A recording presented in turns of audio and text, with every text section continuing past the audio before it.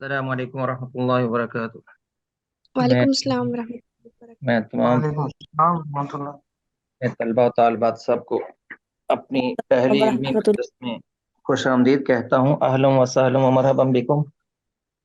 اللہ تعالیٰ آپ کے لیے تحصیل علم کی راہ میں آسانیاں پیدا فرمائے، اور جس مقصد کے لیے آپ سب لوگ جمع ہوئے ہیں اللہ تعالیٰ اس میں ہم سب کو کامیاب فرمائے۔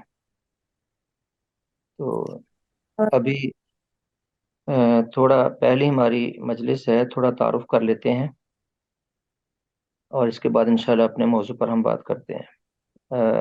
میں آپ کا مدرس حافظ محمد اسحاق طاہر میرا نام ہے، اور تھوڑا تعارف یہ ہے کہ میں نے 2000 میں جامعہ سلفیہ فیصل آباد سے پہلے یعنی تخرج کیا، اس کے بعد تخصص فی الحدیث مرکز تربیہ الاسلامیہ فیصل آباد سے کیا، اور پھر اس کے بعد جامعہ اسلامیہ مدینہ یونیورسٹی وہاں سے الحمدللہ وہاں سے بھی خریج ہوں، وہاں سے بھی اللہ تعالیٰ نے تحصیل علم کا موقع دیا ہے۔ تو یہ مختصر تعارف ہے۔ تو انشاءاللہ ہمارا جو مادہ ہے وہ پہلے دن فقہ کی تاریخ سے متعلق ہوگا، جسے ہسٹری آف فقہ کے نام سے آپ نے اپنے ٹائم ٹیبل میں دیکھا ہے، اور اگلے 3 دن انشاءاللہ پھر فقہ ہم پڑھا کریں گے باقاعدہ۔ تو آج ہمارا یہ پہلا سبق ہے، تو انشاءاللہ ہم آغاز کرتے ہیں۔ بسم اللہ والحمد للہ والصلاۃ والسلام علی رسول اللہ وعلی آلہ وصحبہ ومن والہ، اما بعد۔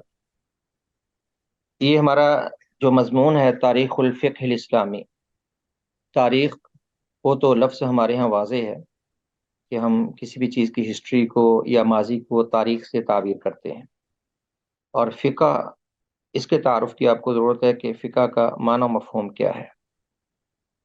فقہ یہ لفظ لغوی طور پر فہم اور سمجھ یا دانش کے معنی میں استعمال ہوتا ہے۔ عام طور پہ آپ علوم و فنون میں دیکھتے ہیں کہ ہر لفظ کا ایک لغوی اور اصطلاحی معنی پھر بیان کیا جاتا ہے۔ لغوی معنی سے مراد یہ ہوتا ہے کہ اہل زبان اس لفظ کو کس معنی میں استعمال کرتے ہیں، اور اصطلاحی معنی سے مراد ہوتا ہے کہ اہل فن اس کو اپنی کس مراد میں استعمال کرتے ہیں۔ تو اس لیے ہر لفظ کا پہلے لغوی معنی بیان کر دیا جاتا ہے تاکہ عربوں کے ہاں ان کی زبان میں اس لفظ کا جو معنی ہے وہ سمجھ آئے، اور اس کے بعد اصطلاحی معنی یعنی اہل فن کے ہاں وہ لفظ کس معنی میں استعمال ہوتا ہے۔ تو لغت میں فقہ کا لفظ وہ فہم اور سمجھ کے لیے بلکہ گہرے فہم کے لیے اور دقیق فہم کے لیے استعمال ہوتا ہے۔ گہرے فہم اور دقیق فہم کو فقہ کہتے ہیں۔ قرآن حکیم میں یہ لفظ بعض آیات میں استعمال ہوا، جیسے ایک منٹ آنا بیٹا۔ یہ اسپیکر آپ لوگ اپنا بند رکھیے۔ قرآن حکیم میں یہ لفظ اس لفظ کو اللہ تعالیٰ نے بعض مقامات پر بیان کیا ہے، جیسے ہی ہمارے سامنے آیات ہیں۔ قالوا یا شعیب ما نفقہ کثیرا مما تقول، انہوں نے کہا کہ اے شعیب ہم آپ کی اکثر باتیں نہیں سمجھتے۔ ما نفقہ یعنی یہاں پر میں نے کہا کہ فقہ سے مراد گہرا فہم ہوتا ہے، سمجھ تو ان کو آتی تھی، مراد کہ آپ کی مراد کیا ہے اور ان کی حقیقت کیا ہے یہ ہمیں سمجھ نہیں آتی۔ فقہ وہ اشیاء کے حقائق جاننے کو اور گہرے فہم کو کہتے ہیں۔ قرآن کریم میں اسی معنی میں استعمال ہوا، یعنی وہ سمجھتے تو تھے، اہل زبان تھے، ان کی زبان جانتے تھے، لیکن جو مقصود تھا اس سے بہرہ ور نہیں تھے، اس کو نہیں سمجھ پاتے تھے۔ اس لیے انہوں نے کہا کہ اے شعیب آپ کی باتوں کی حقیقت کیا ہے، آپ کی مراد کیا ہے، آپ کہنا کیا چاہتے ہیں، اس کی ہم سمجھ نہیں آتی۔ اپنے نبی شعیب سے ان کی قوم نے کہا۔ اس طرح اللہ نے فرمایا فما لهؤلاء القوم لا يكادون يفقهون حديثا، ایک ایسی قوم ہے جو کوئی بات سمجھنے کو تیار نہیں ہے۔ اللہ نے یہاں پر بھی یہی لفظ استعمال کیا، لا يكادون يفقهون حديثا۔ اب ظاہر ہے کہ وہ قوم باتیں تو سمجھتی تھی لیکن گہری بصیرت اور گہری سمجھ نہیں تھی ان میں جو اللہ تعالیٰ چاہتا تھا۔ اسی طرح اللہ نے فرمایا فلولا نفر من كل فرقة منهم طائفة ليتفقهوا في الدين، کہ ہر قوم سے ایک گروہ نکلے جو دین میں فہم حاصل کرے، دین میں فہم عمیق اچھا فہم حاصل کرے اور پھر اپنی قوم کے پاس واپس آ کر ان کو اللہ کے عذاب سے خبردار کرے، اللہ کے احکامات کی تبلیغ کرے۔ تو یوں فقہ کا لفظ ان تینوں آیات میں یعنی گہرے فہم کے لیے یا مقصود اور مطلوب فہم کے لیے استعمال ہوا، محض فہم کے لیے نہیں بلکہ گہرے فہم کے لیے، اور جو مطلوبہ فہم ہے جو متکلم کی مراد ہے اس معنی میں استعمال ہوا۔ اسی طرح حدیث میں لفظ بعد حدیث میں وارد ہوا، جیسے اللہ نے نبی مکرم علیہ السلام کا فرمان ہے، من یرید اللہ بہ خیرا یفقہہ فی الدین، کہ جس کے ساتھ اللہ تعالیٰ خیر کا ارادہ کر لے اللہ تعالیٰ اس کو دین کا فہم عطا کر دیتا ہے۔ من یرید اللہ بہ خیرا یفقہہ فی الدین، یفقہ یعنی اس کو فہم دیتا ہے، اس کو بصیرت دیتا ہے، اس کو اللہ کو سمجھا دیتا ہے، یہ مراد ہے اس سے۔ آگے مصنف نے اس لفظ کا کچھ اشتقاق ذکر کیا ہے۔ پہلے میں آپ کو بیان کر دوں کہ یہ جو سامنے میں نے کتاب کھولی ہے، یہ سکرین جو آپ کو شیئر کی ہے، یہ فقہ الحدیث کے نام سے نام ہے جو ہماری نصاب میں مقرر کتاب ہے، فقہ الحدیث۔ بعد میں آپ اس کتاب کو ڈاؤن لوڈ کر لیں۔ تاریخ الفقہ میں ہم اس کو اور اس پر مزید کچھ اضافہ کریں گے انشاءاللہ، لیکن اصل کتاب یہی ہمارے پیش نظر رہے گی کہ آپ اس کو بعد میں پڑھ سکتے ہیں، اس کو دیکھ سکتے ہیں، اس کی عبارات کو سمجھنے کی کوشش کر سکتے ہیں۔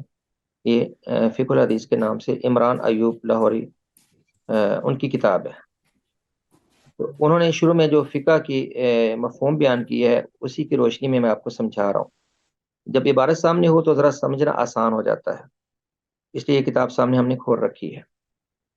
تو مصنف نے کہا کہ عربی گرامر کے اعتبار سے لفظ فاقوہا سے، فاقوہا فاقیہ، سامیہ اور کاروما دونوں سے اس کا مادہ آتا ہے۔ شاید یہ انداز آپ کے لیے باب ذکر کرنے کا نیا ہو، لیکن انشاءاللہ جیسے جیسے آپ پڑھیں گے تو انشاءاللہ یہ باتیں بھی آپ سمجھ جائیں گے۔ فی الحال آپ اتنا سمجھیں کہ عربی میں جو الفاظ استعمال ہوتے ہیں ان کی ایک اصل ہوتی ہے، تو اس لفظ کی اصل وہ فا، قاف اور ہا ہے، اور یہ باب سامیہ اور کاروما دونوں سے استعمال ہوتا ہے۔ بس اس سے زیادہ یہاں پر اس کے ذکر کی ضرورت نہیں۔ پہلے آپ کی کلاس اور آسان آسان باتیں لے کر چلیں تو آپ کے لیے مشکل پیدا نہ ہو۔ اب فقہ کی اصطلاحی تعریف پر آئیں۔ فقہ کی اصطلاحی تعریف ہے جو عربی میں تعریف لکھی ہے، پہلے وہ پڑھ لیں تاکہ عربی کے ساتھ بھی آپ کا تھوڑا ربط اور تعلق بن جائے۔ العلم بالاحکام الشرعیۃ العملیہ المکتسبہ من ادلتها التفصیلیہ، اس سے مراد ہے ایسے شرعی احکام کا علم حاصل کرنا جن کو ادلہ تفصیلیہ سے حاصل کیا جاتا ہے۔ فقہ عملی احکام پر بحث کرتا ہے، یعنی جو عملی زندگی سے متعلقہ احکام ہوں ان کو فقہ کہتے ہیں، جیسے طہارت ہے، نماز ہے، روزہ ہے، زکوٰۃ ہے۔ فقہ ان مسائل اور احکام کا نام ہے جو عملی زندگی سے تعلق رکھتے ہیں، اور جن اشیاء کا تعلق عملی زندگی سے نہ ہو، جیسے ایمان ہے اور اسی طرح تاریخ ہے، فضائل ہیں اور اس طرح کے دیگر امور ہیں، جن اشیاء کا تعلق عملی زندگی سے نہ ہو فقہ ان پر بحث نہیں کرتا۔ فقہ یہ عملی زندگی کے فہم کا نام ہے، عملی زندگی کے مسائل اور احکام کو جاننے کا نام ہے۔ اس لیے تعریف میں ہے العلم بالاحکام الشرعیہ العملیہ، شرعی عملی احکام کا علم، وہ عملی احکام جن کو ادلہ تفصیلیہ سے مراد ہے کتاب و سنت، تفصیلی دلائل۔ تو کتاب و سنت میں فقہ کے تفصیلی دلائل ہیں، تو کتاب و سنت کے فہم سے جو عملی زندگی کے مسائل اور احکام حاصل کیے جائیں انہیں فقہ کہتے ہیں۔ آپ آسان لفظوں میں کہہ سکتے ہیں کہ کتاب و سنت کا فہم، کتاب و سنت کا گہرا فہم، کہ اس فہم کے بعد ہم احکام اور مسائل سمجھ سکیں، اسے فقہ کہتے ہیں۔ تو اس تعریف سے آپ لوگوں نے ایک بات سمجھ لی کہ فقہ وہ کتاب و سنت کے فہم کا نام ہے، اور یہ کوئی الگ علم نہیں ہے، یہ کوئی الگ علم نہیں ہے بلکہ کتاب و سنت کے فہم ہی کا نام ہے۔ جیسے ہمارے سامنے ایک آیت ہو، ہم اس کو پڑھتے ہیں، اس آیت سے ایک حکم سمجھتے ہیں، تو آیت وہ نص ہے، وہ اللہ کا فرمان ہے، اور جو ہم اس سے سمجھے ہیں اس کو فقہ بولتے ہیں۔ جیسے اللہ کا فرمان اقیم الصلاۃ، اس سے ہم نے سمجھا کہ نماز فرض ہے، اللہ نے حکم دیا کہ نماز کی پابندی کرو۔ آت الزکات، زکوٰۃ ادا کرو، یہ آیت ہے، اور اس سے جو ہم نے سمجھا کہ زکوٰۃ فرض ہے، اسے اس کی فقہ اور فہم کہتے ہیں۔ تو فقہ کوئی نئی چیز نہیں ہے، یہ کتاب و سنت کے فہم کا نام ہے۔ عوام الناس میں کچھ ایسا اشکال پایا جاتا ہے کہ جیسے فقہ کوئی الگ مضمون ہو کتاب و سنت سے، کوئی متوازی یا اس کے مساوی کوئی الگ مضمون، ایسی کوئی بات نہیں۔ اس کی وجہ یہ ہے کہ کچھ مسائل میں اجتہادات اور قیاسات سے، کتاب و سنت سے ہٹ کر کچھ لوگوں نے حل پیش کرنے کی کوشش کی، اس لیے کچھ لوگوں نے کہا کہ کتاب و سنت الگ ہے اور فقہ الگ ہے، حالانکہ کتاب و سنت کا فہم اسی کو فقہ کہتے ہیں، اور جب کتاب و سنت کے فہم سے فقہ دور ہو جائے تو وہ فقہ رہتے ہی نہیں۔ خیر یہ مسائل آگے انشاءاللہ اہل الرائے اور اہل الحدیث کے منہج پر زیر بحث آ جائیں گے۔ تو فقہ کی یہ تعریف سے یہ سمجھ آیا کہ عملی زندگی کے وہ احکام جو ادلہ تفصیلی یعنی کتاب و سنت سے حاصل ہوتے ہیں، انہیں کو فقہ کہتے ہیں۔ خلاصہ کلام یہ ہے کہ علم فقہ میں صرف ان مسائل سے بحث کی جاتی ہے جو محض بندوں کے افعال سے تعلق رکھتے ہیں، جیسے نماز، روزہ، نکاح، طلاق، خرید و فروخت اور جرائم وغیرہ۔ یہ صرف بندوں کے افعال اور اعمال سے تعلق رکھتے ہیں، فقہ میں انہی پر بحث ہوتی ہے۔ بالفاظ دیگر اس علم میں صرف ایسے احکام شامل ہیں جو عبادات اور معاملات سے متعلق ہوں، اور ایسے احکام کا اس میں کوئی دخل نہیں جو عقائد و ایمانیات سے تعلق رکھتے ہیں، یعنی جو عقائد یا ایمانیات، ان پر بحث علم الکلام میں سے ہوتی ہے۔ متکلمین ان پر بحث کرنے والے علماء کو علماء متکلمین کہتے ہیں یا علماء الکلام کہتے ہیں، اہل الکلام بولتے ہیں، تو وہ ان کا فیلڈ ہے۔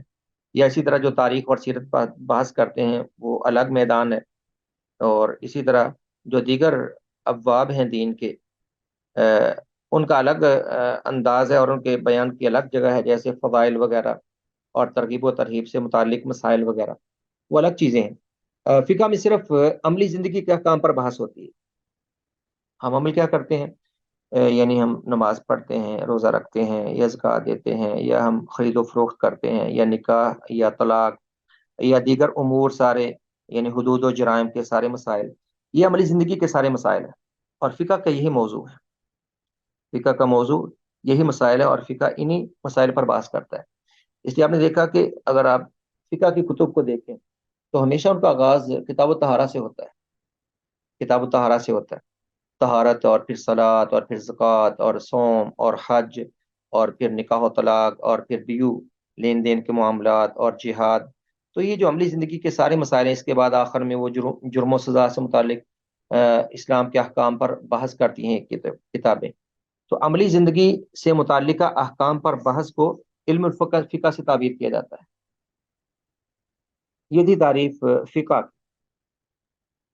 اب اس تعریف کی روشنی میں آپ سمجھ سکتے ہیں کہ فقہ کی اہمیت و ضرورت کس قدر ہے۔ اب ہر بندے کو اسلام کے مطابق زندگی گزارنے کی ضرورت ہے، اس میں کوئی شک نہیں۔ ہر انسان کو اس بات کی ضرورت ہے کہ اس کی زندگی اسلام کے مطابق گزرے، اور اسلام سے الگ ہو کر تو کوئی مسلمان زندگی نہیں گزارتا۔ تو اسلام کے مطابق جب اپنی شریعت کے مطابق زندگی گزارنا سب کے لیے ضروری ہے، تو پھر ہم سب کو ان مسائل کی معرفت ہونی چاہیے جو ہماری عملی زندگی سے تعلق رکھتے ہیں۔ ہماری عملی زندگی سے متعلقہ مسائل کی ہمیں معرفت ہونی چاہیے۔ عملی زندگی ہماری کیا ہے؟ نماز تو سب نے پڑھنی ہے، تو سب کو پتہ ہونا چاہیے کہ نماز کیسے پڑھنی ہے۔ زکوٰۃ جو دینے والے ان کو پتہ ہونا چاہیے کہ نصاب زکوٰۃ کیا ہے اور زکوٰۃ کے مصارف کیا ہیں، کہاں پر زکوٰۃ دینی ہے۔ اور جو حج کرنے جاتے ہیں ان کو پتہ ہونا چاہیے کہ حج کیسے کرنا ہے۔ یہ نہ ہو کہ وہاں پر جا کر وہ یعنی اپنی منمانی کرتے پھر اور ان کو حج کا علم ہی نہ ہو کہ حج کیسے کرنا ہے۔ تو ان جیسے دیگر امور جو انسان کی عملی زندگی سے تعلق رکھتے ہیں، ان سب امور کی اہمیت ہر مسلمان کی زندگی میں مسلم ہے۔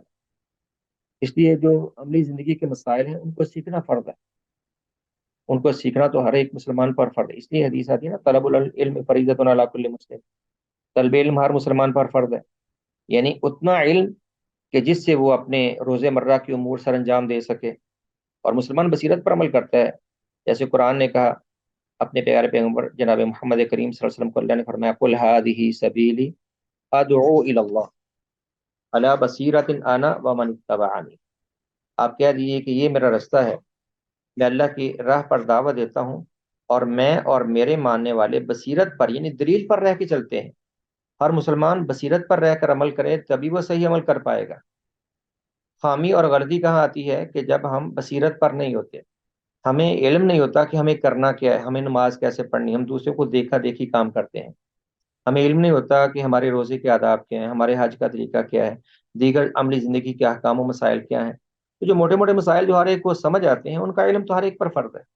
ہاں جو فہم عمیق ہے، جو دقیق مسائل کا علم ہے، علماء کا کام ہے، وہ فرض کفایہ ہے۔ کہ ہر ایک پر فرض نہیں ہے کہ وہ یعنی صرف علم کے حصول کے لیے کمر بستہ ہو اور سب کچھ چھوڑ چھاڑ کے علم کے حصول پہ لگ جائے۔ ایسا کرنا تو ممکن نہیں، کیونکہ زندگی کے دیگر شعبوں پر بھی کام کرنے والے لوگ چاہیے۔ اس لیے جو فہم عمیق اور زیادہ گہرا فہم یا مسائل کا احاطہ یا علم کی وسعت، یہ علماء کا کام ہے، یہ فرض کفایہ ہے کہ معاشرے کا ایک طبقہ ہونا چاہیے جو ہر طرح کے مسائل کا، دقیق مسائل کا پورا علم رکھتا ہو۔ ایک طبقہ معاشرے کا ہونا چاہیے کہ جن پر کوئی بھی مسئلہ پیش کیا جائے اس کا وہ جواب دے، اور کسی مسئلہ میں بھی وہ یعنی ایسا نہ ہو کہ کوئی ان کو عالم نہ ملے۔ جیسے اس کی مثال جیسے علم الوراثت، علم الفرائض ہے۔ اب علم الفرائض یہ اس کو سیکھنا اور پوری طرح حاصل کرنا عام آدمی کا کام نہیں، اس لیے جب وراثت کا مسئلہ پیش آتا ہے تو ایسے علماء سے رجوع کیا جاتا ہے جو وراثت اور فرائض کے مسائل جانتے ہیں، اور یہ چند علماء ہی جانتے ہیں، سارے علماء بھی ان مسائل کو نہیں جانتے۔ تو اس طرح کے جو پیچیدہ مسائل ہیں یا نئے نئے کاروبار کی شکلیں ہیں جو آدمی کو سمجھ نہیں آتی ہیں، ان میں علماء سے رہنمائی لیتا ہے۔ تو جو پیچیدہ معاملات ہیں جو کبھی کبھی پیش آتے ہیں اور جن میں گہرا فہم چاہیے یا وسیع علم چاہیے، یہ علماء کا فیلڈ ہے، یہ فرض کفایہ ہے۔ باقی عموماً فہم شریعت اور مسلمان کو ہونا چاہیے، اپنے عقیدے کا سب کو علم ہونا چاہیے، نماز روزہ اور دیگر عملی زندگی کے مسائل کا سب کو علم ہونا چاہیے۔ یہ عبارت دیکھ لیجئے، اس کو مزید ہم سمجھ لیتے ہیں، کوئی نئی بات آ جائے تو اس کی وضاحت ہم کر دیں گے انشاءاللہ۔ جی، مصنف نے کہا علم فقہ حاصل کرنا بعض اوقات تو فرض عین ہو جاتا ہے، جیسا کہ ان امور و مسائل کا سیکھنا جن کے بغیر کوئی فرض عین حکم ادا ہی نہیں ہو سکتا، مثلا وضو، نماز اور روزے وغیرہ کا طریقہ و کیفیت، یہ تو ہر ایک کے لیے ضروری ہے۔ اور بعض علماء نے حضرت انس رضی اللہ تعالیٰ عنہ سے مروی حدیث طلب العلم فریضۃ علی کل مسلم، علم حاصل کرنا ہر مسلمان پر فرض ہے، وہ اسی پر محمول کیا ہے، یعنی اسی مفہوم پر محمول کیا ہے کہ اس سے مراد عملی زندگی کے مسائل جن سے کوئی مسلمان بھی بے خبر اور جاہل نہیں ہو سکتا، یعنی صرف ان مسائل کا علم حاصل کرنا ہر مسلمان پر فرض ہے جو اس پر فرض عین ہے۔ علماء شافعیہ، جو امام شافعی کے ماننے والے ان کو شافعیہ کہتے ہیں، جو شافعی المذہب، شافعیہ کے نزدیک کسی چیز کے وقت وجوب سے پہلے ہی اس کا سیکھ لینا لازم ہے۔ جب انسان پر ایک چیز واجب ہو تو واجب ہونے سے پہلے پہلے اس کا علم ہونا چاہیے کہ اس نے کرنا کیا ہے، جیسا کہ اس شخص پر جمعہ کے لیے وقت سے پہلے ہی سعی و کوشش کر کے آنا لازم ہے جس کا گھر دور ہے۔ جمعہ پڑھنا ہے تو وقت سے پہلے نکلنا پڑے گا، کوئی عمل کرنا ہے تو وقت سے پہلے تیاری کرنا پڑے گی۔ یہ تو عام زندگی کا قاعدہ ہے، کیونکہ قاعدہ ہے کہ ما لا یتم الواجب الا به فهو واجب، جو چیز کسی واجب کی تکمیل کی ناگزیر ہو وہ بھی واجب ہے۔ آسان لفظوں میں آپ یوں کہیے کہ جس کے بغیر واجب پورا نہ ہو اس کا سیکھنا واجب ہوتا ہے۔ اب نماز پڑھنا واجب ہے، جب سیکھے بغیر نماز کا وجوب ادا نہیں ہوتا تو اس کو سیکھنا واجب ہوگا۔ پھر اگر کوئی عمل پھر اگر کوئی عمل فوری طور پر واجب ہوگا تو اس کی کیفیت سیکھنا بھی فوری طور پر واجب ہوگا، اور اگر کوئی عمل تاخیر سے واجب ہوگا جیسا کہ حج، تو اس کی کیفیت سیکھنا بھی تاخیر سے ہی واجب ہوگا۔ یعنی اگر کسی نے حج کرنا ہے تو حج پر جانے سے پہلے اس کا طریقہ سیکھ لے، کسی عالم سے ملے، پوری رہنمائی لے لے۔ جس کے اندر حیثیت نہیں ہے یا جو نہیں جانا چاہتا، جس کو اتنی طاقت نہیں ہے، تو اس پر سیکھنا واجب نہیں۔ ہاں علماء اس کو سیکھتے ہیں عوام کی رہنمائی کے لیے، البتہ نکاح، خرید و فروخت اور تمام معاملات کے مسائل ہر ایک پر سیکھنا واجب نہیں ہے، بلکہ جو شخص ان میں سے کچھ کرنا چاہتا ہو صرف اسی پر سیکھنا واجب ہوگا۔ تو یہ عام زندگی کے مسائل ہیں، ان میں جو اصول ہیں اور موٹی موٹی باتیں ہیں، نکاح تو معروف ہے، اور اس کے بعد جو حقوق الزوجین ہے وہ معلوم ہے۔ ہمارا دین ایک فطری دین ہے، اس میں کوئی تکلف والی بات نہیں، یہ معروف احکام ہیں۔ ہاں ان کی تھوڑی تعلیم حاصل کر لی جائے، انسان تھوڑا شریعت کی تعلیمات پڑھ لے، حقوق الزوجین پڑھ لے، اور نکاح کے بعد ازدواجی زندگی کا حالات و آداب پڑھ لے، نکاح کرنے والا اتنا اہتمام کر لے، خرید و فروخت سے پہلے حلال و حرام کا علم ہونا چاہیے کہ میں جو کر رہا ہوں یہ حلال ہے کہ حرام ہے۔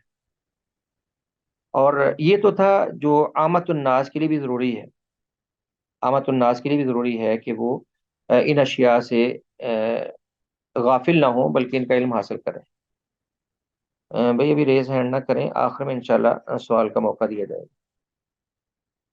بعض اوقات علم فقہ حاصل کرنا فرض کفایہ ہوتا ہے۔ اس کے علاوہ جو میں نے بیان کیا جیسے پہلے کہ اس کے علاوہ جو وسیع علم ہے یا فہم عمیق ہے، گہرا فہم شریعت کا، وہ یہ کہ جس کے بغیر اقامت دین کے لیے لوگوں کے پاس کوئی چارہ نہ ہو۔ یعنی اقامت دین کے لیے جو علوم حاصل کرنا ضروری ہے، جیسے قرآن حدیث اور ان کے علوم وغیرہ کو حفظ کرنا، یہ فرض کفایہ ہے کہ معاشرے کی ایک جماعت ہونی چاہیے جو علم شرعی اور علوم وحی سے وابستہ ہو۔ اور بعض اوقات علم فقہ حاصل کرنا نفل بھی ہوتا ہے، اس میں وہ تمام علوم و ادلہ شامل ہیں جو فرض کفایہ کی مقدار سے زائد ہیں۔ نیز عوام الناس کا عمل کی غرض سے نفلی عبادات سیکھنا بھی اس میں شامل۔ ان جو نفل تب ہوتا ہے جب کچھ نفلی عبادات آپ کرنا چاہتے ہیں یا اضافی علم سیکھنا چاہتے ہیں تو اس کو آپ نفلی حیثیت میں لے سکتے ہیں۔ معلوم ہوا کہ ان تمام مسائل میں ادراک و فہم حاصل کرنا جو انسان پر فرض ہے نہایت ضروری ہے۔ اس لیے کوشش و محنت کر کے انہیں سیکھ لینا چاہیے، اور یقیناً علم فقہ حاصل کرنے والا شخص اللہ تعالیٰ کی طرف سے خیر و برکت کا مستحق بھی ہے، جیسے نبی مکرم صلی اللہ علیہ وسلم نے فرمایا، من یرید اللہ بہ خیرا یفقہہ فی الدین۔ اللہ تعالیٰ جس کے ساتھ بھلائی کا ارادہ فرماتے ہیں اللہ سے دین میں سمجھ عطا کر دیتے ہیں۔ یہ آپ کی طرف سے ایک بڑی عظیم بشارت ہے، یعنی وہ شخص جو اس علم کی طرف آتا ہے اللہ تعالیٰ اس کے ساتھ خیر کا ارادہ فرما دیتا ہے، اللہ تعالیٰ اس کے ساتھ ارادہ خیر فرماتا ہے۔ تو جو لوگ اس علم کے حصول کے لیے آتے ہیں، ظاہر ہے کہ وہ خیر ہی خیر اور بلائی ہی بلائی میں ہوتے ہیں۔ یہ نبی مکرم صلی اللہ علیہ وسلم کے ایسے لوگوں کے لیے بشارت ہے۔ تو یہ جو ہم نے سب بیان کیا، اس کا خلاصہ یہ کہ ہم نے فقہ کی پہلے لغوی تعریف پڑھی ہے۔ لغوی تعریف کے عرب فقہ کے لفظ کو فہم عمیق میں استعمال کرتے ہیں، اور میں نے قرآنی آیات کے حوالے سے اس کی وضاحت کر دی، اور رسول اللہ علیہ وسلم کی حدیث کے حوالے سے بھی۔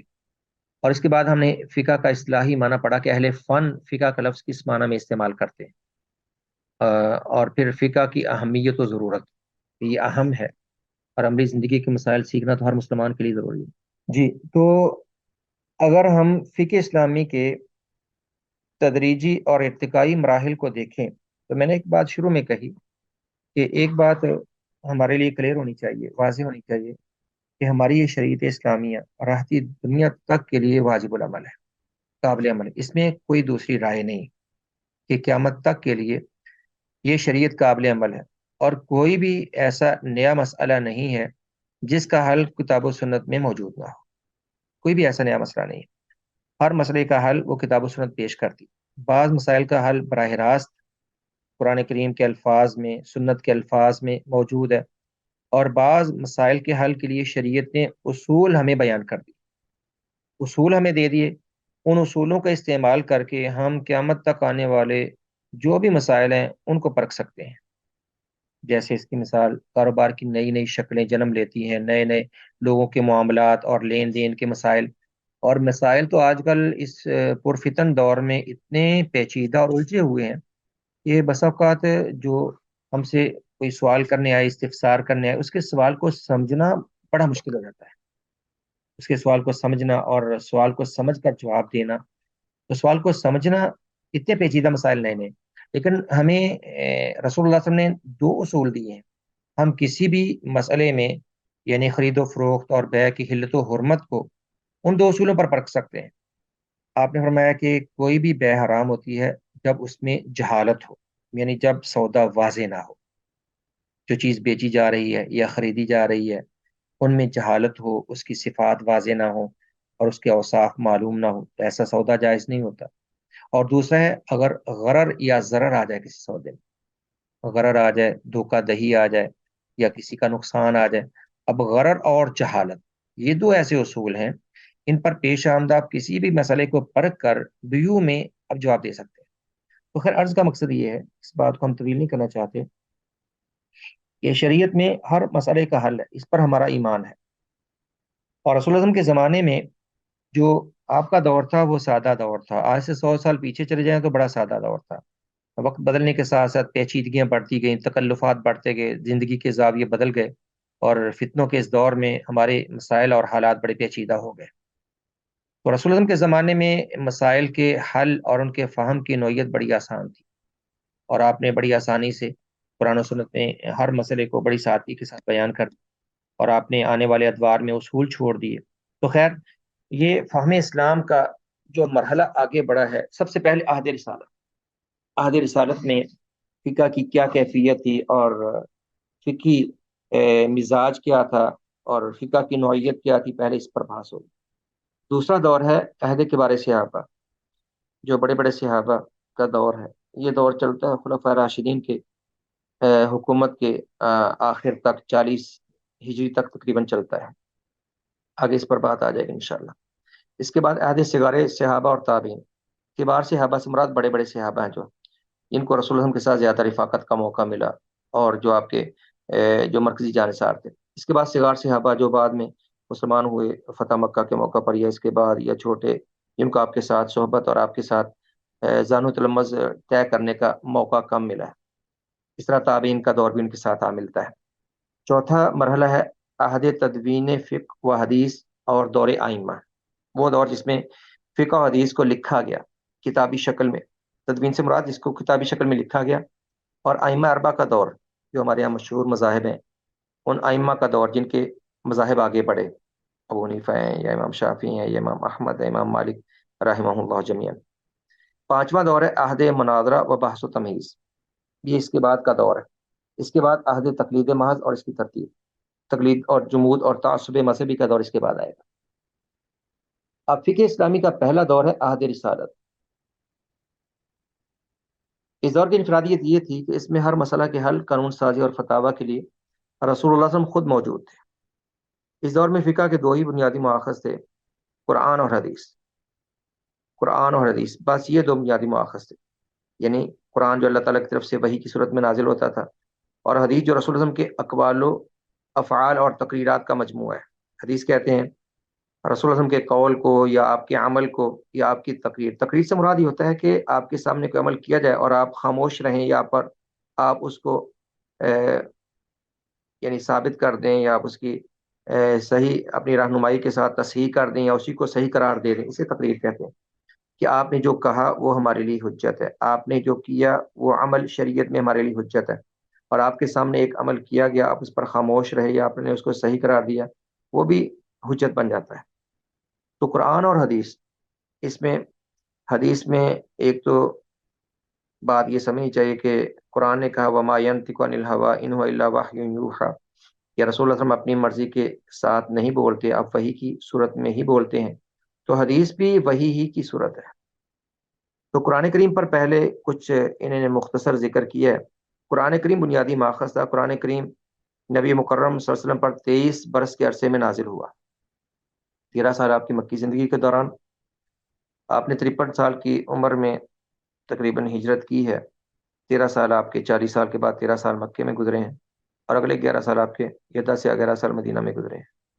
تو 13 سال آپ کی مکی زندگی کے دوران، اور 10 سال آپ کی مدنی زندگی کے دوران حالات و واقعات کی ضرورت کے مطابق بتدریج، یعنی آہستہ آہستہ قرآن نازل ہوتا رہا۔ قرآن کریم کی صورتوں کی کل تعداد 114 ہے، جن میں سے 23 مدنی اور باقی مکی صورتیں ہیں۔ مکی آیات میں، مکی صورتوں میں زیادہ تر توحید، رسالت، آخرت، اخلاقیات اور گزشتہ اقوام کے قصص و واقعات اور ان کے عبرتناک انجام کا ذکر ہے۔ کیونکہ مکہ میں لوگ ایمان کو نہیں مانتے تھے، تو وہاں پر اللہ پر ایمان، رسالت پر ایمان، عقیدہ آخرت پر زور، اور ایمانیات کے باقی اصولوں پر زور دیا گیا، اور اس طرح ان لوگوں کے اخلاق کو سنوارنے کی کوشش کی گئی۔ اور مکی صورتوں میں ہی زیادہ تر سابقہ امتوں کے حالات، سابقہ انبیاء کے حالات اور امتوں کی نافرمانی کی وجہ سے ان پر آنے والے اللہ کے عذابوں کا ذکر ملتا ہے۔ جبکہ مدنی آیات زیادہ تر معاملات اور معاشرتی احکام، مثلا عائلی زندگی، مدنی زندگی میں چونکہ شریعت کو بڑے ہی احسن انداز میں پایا، تکمیل تک اللہ تعالیٰ نے پہنچایا، تو وہاں پہ جو بھی تشنہ تکمیل تھی باتیں، یعنی جن کی ضرورت تھی، کہ اس سے پہلے مکی دور میں جن پر زیادہ تفصیلی احکام نہیں تھے، تو وہ احکام پھر مدنی زندگی میں نازل ہوئے۔ اس میں عائلی زندگی کہتے ہیں خاندانی زندگی اور خانگی زندگی سے متعلقہ مسائل، نکاح، طلاق، خرید و فروخت، جہاد، بین الاقوامی اور ملی تعلقات وغیرہ پر جو احکامات شریعت نے صادر کیے، ان کا زیادہ ذکر ہمیں مدنی صورتوں میں ملتا ہے۔ اب رسول اللہ علیہ وسلم کے زمانے میں اور قرآن کریم نے اسلامی احکام کے بیان میں، لوگوں کے عملی زندگی کے احکام کے بیان میں، 3 اصولوں کو قرآن کریم نے مد نظر رکھا۔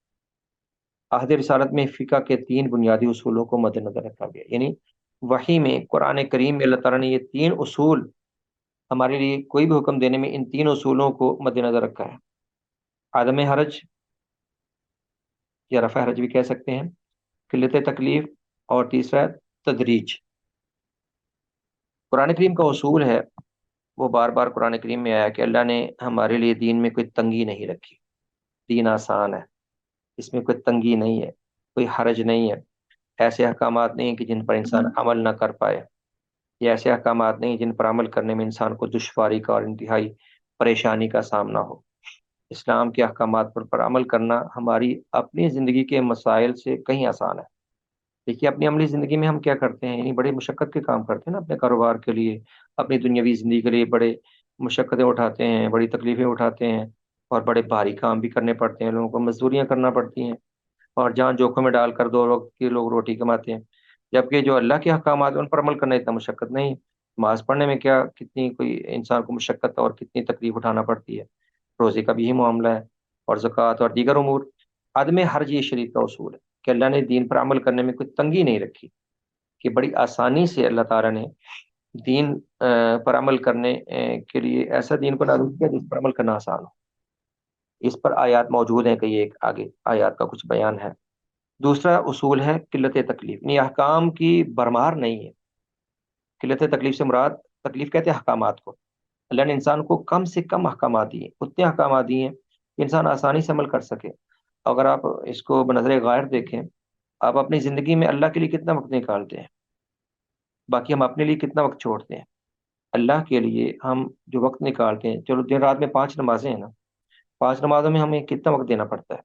زیادہ سے زیادہ 5 نمازوں میں 2.5 گھنٹے، اگر آدھا گھنٹہ دے، آدھا گھنٹہ بھی کم لوگ ہی دیتے ہیں، بہت کم، جو بہت یعنی شروع میں جائیں، سنتیں پڑھیں، اور پھر اذکار کریں، اور نماز کے بعد بھی اذکار کریں، اطمینان سے نماز پوری کامل پڑھ کے اور اطمینان سے لوٹیں، ان کا آدھا گھنٹہ لگتا ہے۔ تو دن رات میں 2.5 گھنٹے، اور باقی یعنی 21-22 گھنٹے وہ ہماری زندگی ہے، اس میں ہم اپنی فیملی کے ساتھ وقت گزارتے ہیں، اپنی دکان پہ وقت گزارتے ہیں، اپنے کاروبار پہ وقت گزارتے ہیں، ہم لائف انجوائے کرتے ہیں، یعنی حلال حد تک جو اللہ نے اجازت دی ہے اس کی اجازت ہی ہے، وہ حرام نہیں۔ تو قلت تکلیف، اللہ کی طرف سے احکام کی بھرمار نہیں ہے، احکام تھوڑے سے ہیں۔